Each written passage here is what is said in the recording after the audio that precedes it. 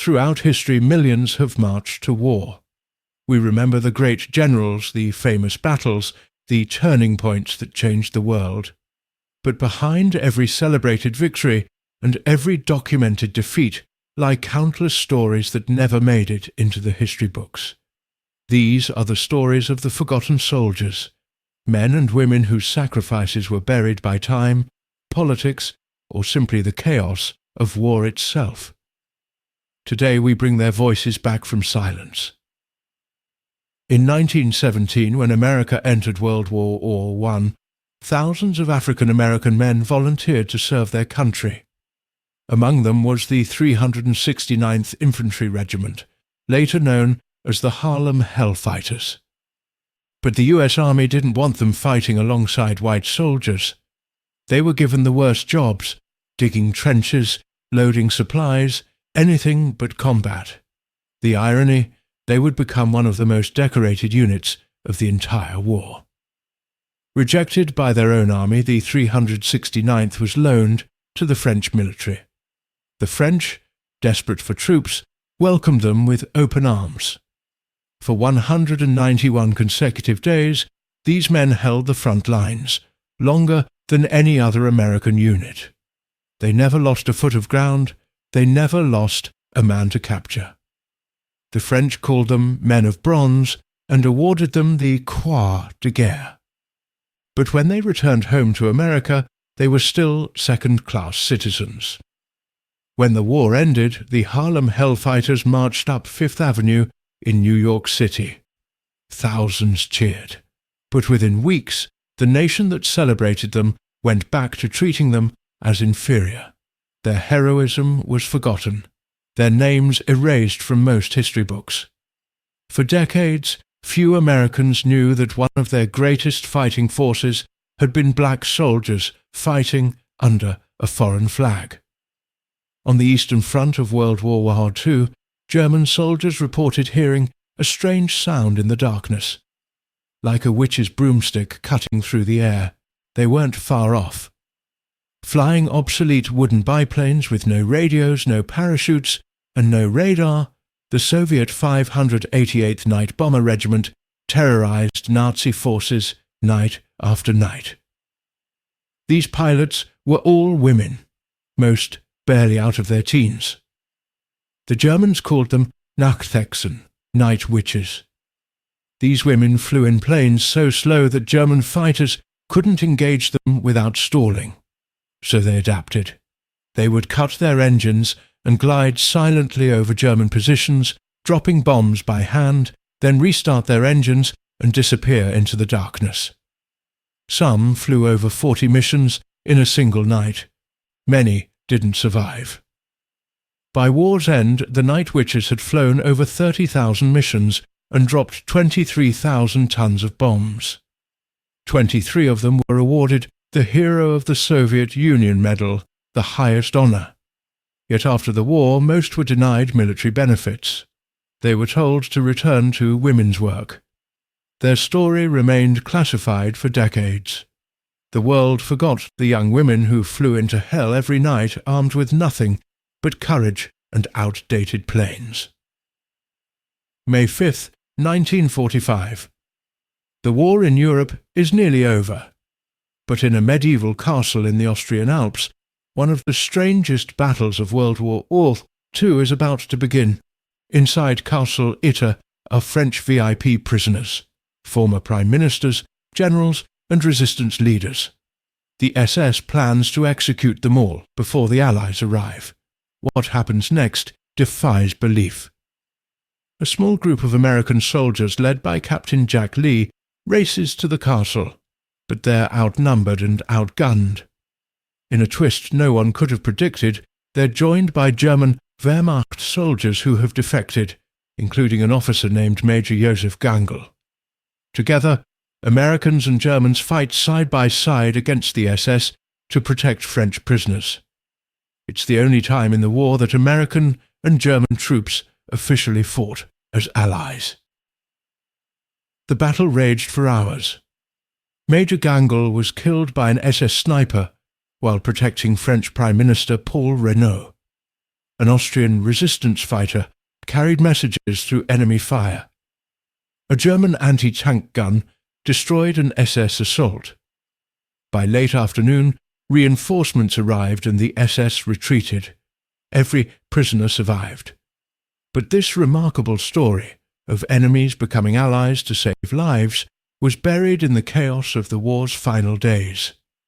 It took decades before historians pieced together what really happened. While the world watched D-Day in Europe, another desperate battle was raging on the other side of the planet. In the jungles of northeastern India, Japanese forces launched their last great offensive, Operation Yugo, attempting to invade India through the mountains of Kohima. It would become one of the bloodiest battles of the Pacific War and one of the most forgotten.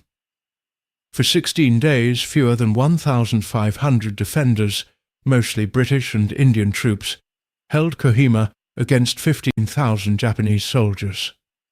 The fighting was so close that opposing forces were sometimes separated by just a few meters. They fought over the district commissioner's tennis court, hand-to-hand combat raging across both sides of the net. Soldiers went days without sleep, without water, surrounded by their own dead. The siege was finally broken, but the casualties were devastating. The Japanese lost over 50,000 men in the campaign, most to starvation and disease. Lord Mountbatten later called Kohima the British Indian Thermopylae. Yet while D-Day is commemorated every year across the Western world, few remember Kohima. The battle that stopped Japan's last invasion attempt disappeared from public memory, overshadowed by European theatres. The soldiers who held that tennis court saved India, but history forgot to say thank you. September 1961, the Congo has just gained independence and the province of Katanga is in revolt, backed by European mining companies. A company of 155 Irish UN peacekeepers is sent to the mining town of Jadotville to protect civilians. They're told it's a safe area. They're lied to. On September 13th, a force of nearly 3,000 Katangese soldiers, backed by French and Belgian mercenaries, attacked the Irish position. For 5 days, Commandant Pat Quinlan and his men held their ground. They were outnumbered 20-1. They had no air support, limited ammunition, and dwindling water. Yet they inflicted heavy casualties, killing an estimated 300 attackers while suffering no fatalities themselves. It was a tactical masterpiece. But ammunition ran out.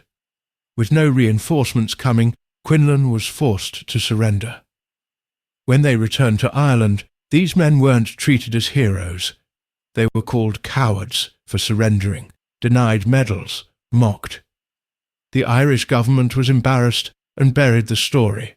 For over 50 years, the siege of Jadotville was Ireland's dirty secret.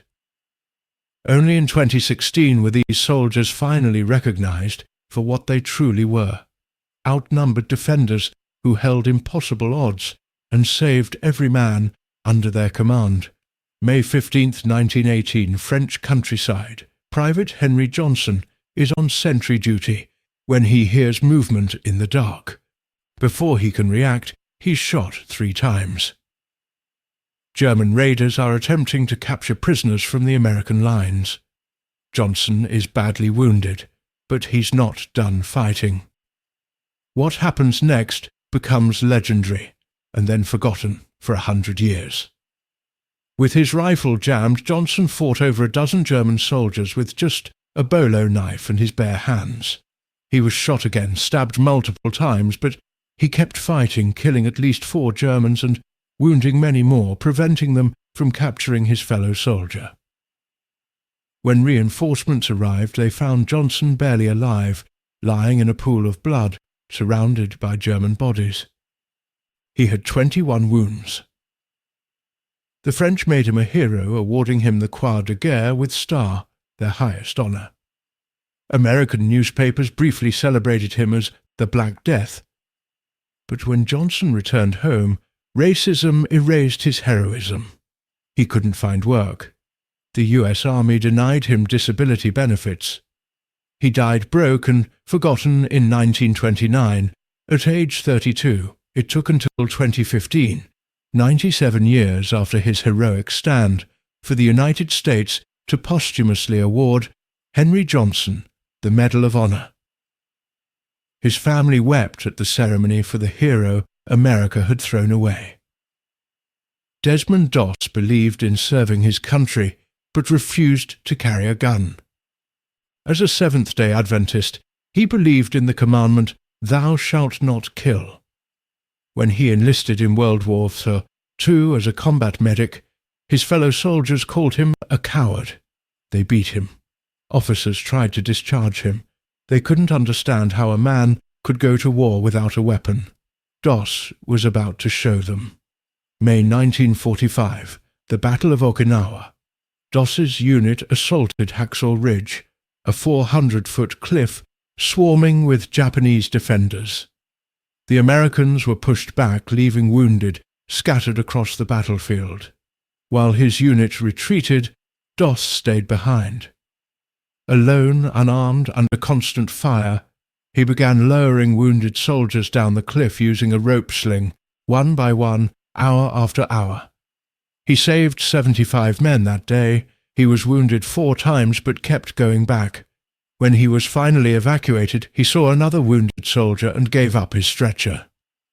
The man his fellow soldiers called a coward became the first conscientious objector to receive the Medal of Honor. But Doss never sought fame. He remained humble, working as a carpenter, rarely speaking of the war. He didn't want to be remembered as a hero. He just wanted to save lives. The world almost let his story die with him. September 1940. Poland is under Nazi occupation. Rumours are spreading about a camp called Auschwitz, but no one knows what's really happening there. Captain Witold Pilecki of the Polish resistance comes up with the most dangerous plan of the war. He will intentionally get himself arrested and sent to Auschwitz to gather intelligence and organize resistance from inside. It's a suicide mission. He volunteers anyway. For 2.5 years, Pilecki survived inside Auschwitz. He built a resistance network of nearly 1,000 prisoners. He documented the atrocities, the gas chambers, the mass murders, the horrific experiments. He smuggled reports out to the Allies, begging them to bomb the camp or rescue the prisoners. They didn't believe him. They thought his reports were exaggerated. In 1943, Pilecki escaped during a work detail, fighting his way out past German guards. After the war, Poland fell under Soviet control. Pilecki, loyal to the Polish government in exile, continued his intelligence work against the communists.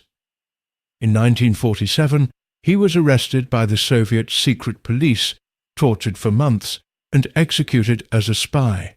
He was 47 years old. The Soviets erased his name from history, destroying records, forbidding anyone to speak of him. For 40 years, the man who volunteered for Auschwitz, who documented the Holocaust from inside hell itself, was officially forgotten. Only after the fall of communism was his story finally told. He may have been the bravest man of the 20th century, and almost no one has heard of him. Winter, 1939. The Soviet Union invades Finland with overwhelming force, 1 million soldiers against a Finnish army of 300,000. The world expects Finland to fall in weeks. But they don't account for men like Simo Häyhä, a quiet farmer from the Finnish countryside who happens to be an extraordinary marksman.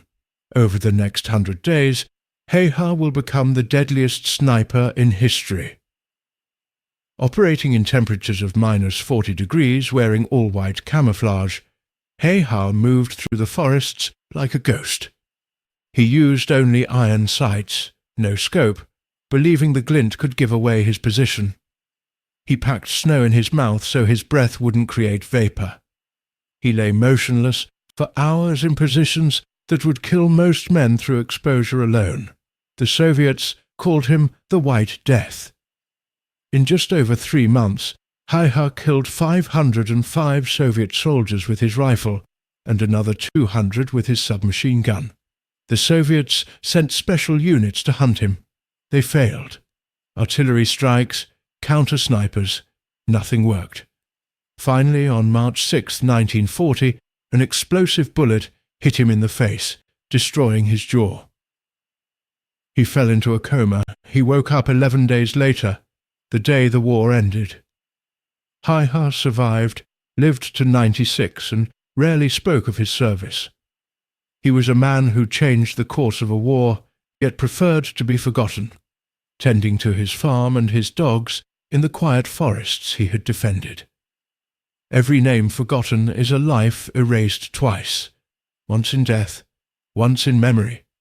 The forgotten soldiers didn't just lose their lives in service, they lost their place in history. Their families lost the recognition that might have provided some comfort. Their sacrifices were reduced to numbers in casualty reports, or worse, not recorded at all. But silence has a cost beyond emotional. It distorts history itself. When we forget soldiers' stories, we lose crucial lessons about courage, sacrifice, and the true nature of war. We lose perspectives that could inform current military strategy, veteran care, and international relations. We create incomplete narratives where only certain types of heroism are recognized, usually those of the victors, the officers, or those whose stories fit convenient political narratives. The forgotten soldiers often belonged to marginalized groups, racial minorities, women, lower ranks, or those who fought on the wrong side or in unpopular wars. Those who survived often carried double burdens, the trauma of war and the pain of being forgotten. Many died without ever receiving the recognition they deserved. Some, like Henry Johnson, died in poverty. Others, like the soldiers of Jadotville, were branded cowards. The night witches returned to discrimination. Witold Pilecki was executed by the very people he'd fought to liberate. These weren't just historical oversights, they were betrayals. Why do we forget? Sometimes it's political. Certain stories don't fit the narrative a government wants to tell. The Soviet Union couldn't celebrate Pilecki because he opposed them. America struggled to honor the Harlem Hellfighters because it contradicted their racist policies. Ireland buried Jadotville because it was seen as a UN failure. Stories that complicate our simple narratives of good versus evil are often the first to be suppressed. Sometimes it's simply chaos. In the fog of war, documentation is lost, witnesses are killed, and events happen far from the eyes of journalists and historians. Small unit actions, individual heroics, and battles in remote locations often go unrecorded. By the time anyone thinks to document them properly, participants are dead or memories have faded. Time is the greatest eraser of all. And sometimes we forget because certain lives are valued less. Media attention, historical research, and public commemoration flow towards certain types of soldiers and certain types of conflicts. Wars involving Western powers receive more coverage than regional conflicts. Officers' stories are preserved more carefully than enlisted soldiers. Men's contributions are documented more thoroughly than women's. The forgotten soldiers are often those society had already decided didn't matter as much. In death they suffer the same discrimination they faced in life. The past decade has seen a movement to correct historical injustices. Henry Johnson finally received his Medal of Honor in 2015. The soldiers of Jadotville were awarded their medals in 2016. Monuments to the Night Witches have been erected across Russia. Books, films, and documentaries are bringing these stories back to light. But this work is always racing against time. With each passing year, fewer veterans remain, fewer witnesses survive, and more stories slip permanently into darkness. The question isn't just about honouring the past, it's about what we choose to carry forward. Every generation decides which stories matter, which names are remembered, which sacrifices are commemorated. When we remember the forgotten soldiers, we're not just being fair to the dead, we're teaching the living about the true cost of war, the breadth of courage, and the debt we owe to all who served, not just those who are convenient to celebrate. These stories also remind us that heroism isn't limited by race, gender, nationality, or rank. Courage doesn't care about your background. The Harlem Hellfighters proved that segregation was a lie. The Night Witches proved that women could fight and die as bravely as any man. Henry Johnson proved that heroism can come from the most marginalized. Desmond Doss proved that conviction and compassion can be as powerful as any weapon. These aren't just historical curiosities. They're challenges to every prejudice, every limitation, every narrow definition of who gets to be a hero. Right now, there are more forgotten soldiers whose stories have never been told. Veterans from Korea, Vietnam, Iraq, Afghanistan, and countless smaller conflicts who came home to indifference or hostility. Women whose contributions were minimized. Soldiers from small nations whose sacrifices were overshadowed by larger powers. Indigenous troops who fought for countries that colonized them. The work of remembering is never finished. Technology offers new tools for this work. Digital archives are preserving documents that might otherwise crumble. DNA analysis is identifying unknown soldiers. Social media connects researchers with families who hold crucial information, but technology alone isn't enough. Remembering requires intention, resources, and, most of all, caring enough to look beyond the official narratives and ask whose stories haven't been told. The forgotten soldiers didn't ask for fame. Most just wanted to serve, to protect, to do their duty and return home. They wanted to matter. They wanted their sacrifices to mean something. When we forget them, we steal that meaning. We reduce their lives to nothing. But when we remember, when we speak their names, tell their stories, honor their courage, we give them back what was taken. We make them visible again. History isn't just written by the victors, it's written by those who bother to remember. Every forgotten soldier is waiting for someone to care enough to find them, to tell their story, to bring them back into the light. This documentary is just the beginning. There are millions more stories still lost in archives, aging memories, and unmarked graves. They served, they sacrificed, they deserve better than our silence. We owe them our freedom, our peace, our very existence. The least we can do is remember their names.